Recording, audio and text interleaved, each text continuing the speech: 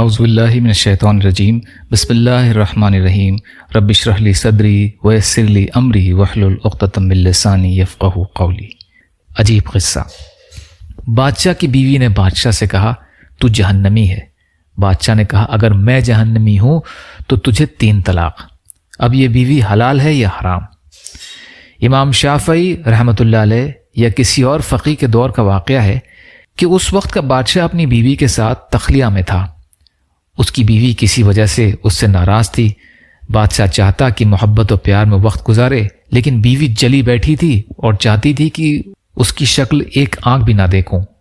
ادھر سے اصرار، ادھر سے انکار۔ جب بہت دیر گزر گئی تو بادشاہ نے محبت میں کچھ اور بات کر دی۔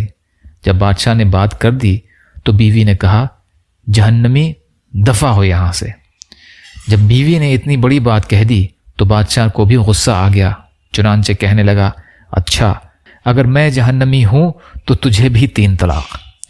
اب بادشاہ نے بات تو کہہ دی، مگر وہ دونوں پوری رات متفکر رہے کہ آیا طلاق ہوئی بھی ہے یا نہیں۔ خیر صبح اٹھے تو ان کے دماغ ٹھنڈے ہو چکے تھے، چنانچہ فتویٰ لینے کے لیے متفکر ہو گئے۔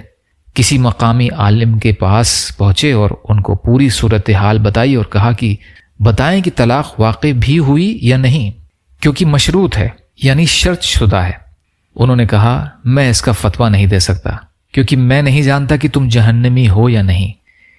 کئی اور علماء سے بھی پوچھا گیا مگر ان سب نے کہا کہ ہم اس کا فتویٰ نہیں دے سکتے کیونکہ بات مشروط ہے۔ بادشاہ چاہتا کہ اس قدر خوبصورت اور اچھی بیوی مجھ سے جدا نہ ہو، مگر مسئلہ کا پتہ نہیں چل رہا تھا کہ اب حلال بھی ہے یا نہیں۔ چنانچہ بڑا مسئلہ بنا، بلکہ بادشاہ کا مسئلہ تو اور زیادہ پھیلتا ہے۔ بالآخر ایک فقیہ کو بلایا گیا اور ان سے عرض کیا گیا کہ آپ بتائیں۔ انہوں نے فرمایا کہ میں جواب تو دوں گا مگر اس کے لیے مجھے بادشاہ سے تنہائی میں کچھ پوچھنا پڑے گا۔ اس نے کہا ٹھیک ہے پوچھیں۔ چنانچہ انہوں نے بادشاہ سے علیحدگی میں پوچھا کہ کیا آپ کی زندگی میں کبھی کوئی ایسا موقع آیا ہے کہ آپ اس وقت گناہ کرنے پر قادر ہوں مگر آپ نے اللہ کے خوف سے وہ کبیرہ گناہ چھوڑ دیا ہو؟ بادشاہ سوچنے لگا۔ کچھ دیر کے بعد اس نے کہا ہاں ایک مرتبہ ایک واقعہ پیش آیا تھا۔ پوچھا وہ کیسے؟ وہ کہنے لگا ایک مرتبہ جب میں آرام کے لیے دوپہر کے وقت اپنے کمرے میں گیا تو میں نے دیکھا کہ محل میں کام کرنے والی لڑکیوں میں سے ایک بہت ہی خوبصورت لڑکی میرے کمرے میں کچھ چیزیں سنوار رہی تھی۔ جب میں کمرے میں داخل ہوا تو میں نے اس لڑکی کو کمرے میں اکیلے پایا۔ اس کے حسن و جمال کو دیکھ کر میرا خیال برائی کی طرف چلا گیا، چنانچہ میں نے دروازے کی کنڈی لگا دی اور اس کی طرف آگے بڑھا۔ وہ لڑکی ایک نیک عفیفہ اور پاک دامن تھی۔ اس نے جیسے ہی دیکھا کہ بادشاہ نے کنڈی لگا لی ہے اور میری طرف خاص نظر کے ساتھ قدم اٹھا رہا ہے تو وہ فوراً گھبرا گئی۔ جب میں اس کے قریب پہنچا تو وہ کہنے لگی یا مالکو اتق اللہ، اے بادشاہ اللہ سے ڈر۔ جب اس نے یہ الفاظ کہے تو اللہ کا نام سن کر میرے رونگٹے کھڑے ہو گئے اور اللہ کا جلال میرے اوپر غالب آ گیا۔ چنانچہ میں نے اس لڑکی سے کہا اچھا چلی جا۔ میں نے دروازہ کھولا اور اسے کمرے سے بھیج دیا۔ اگر میں گناہ کرنا چاہتا تو اس وقت اس لڑکی سے گناہ کر سکتا تھا۔ مجھ سے کوئی پوچھنے والا نہیں تھا مگر اللہ کے جلال، عظمت اور خوف کی وجہ سے میں نے اس لڑکی کو بھیج دیا اور گناہ سے باز آیا۔ اس فقیہ نے فرمایا کہ اگر تیرے ساتھ یہ واقعہ پیش آیا تھا تو میں فتویٰ دیتا ہوں کہ تو جنتی ہے اور تیری طلاق واقع نہیں ہوئی ہے۔ اب دوسرے علماء نے کہا جناب آپ کیسے فتویٰ دے سکتے ہیں؟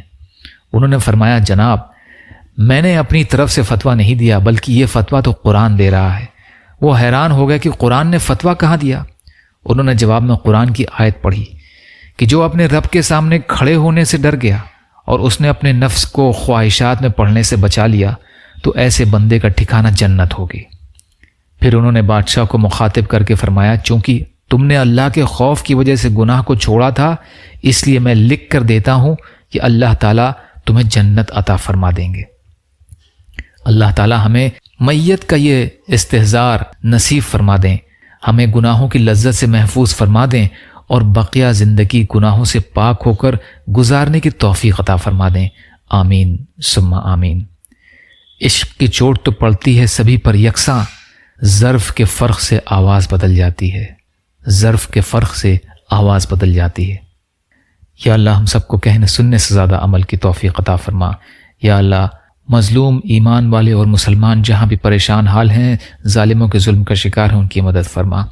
یا اللہ ہم سب کو اپنی استطاعت کے بقدر اپنا حق ادا کرنے والا بنا۔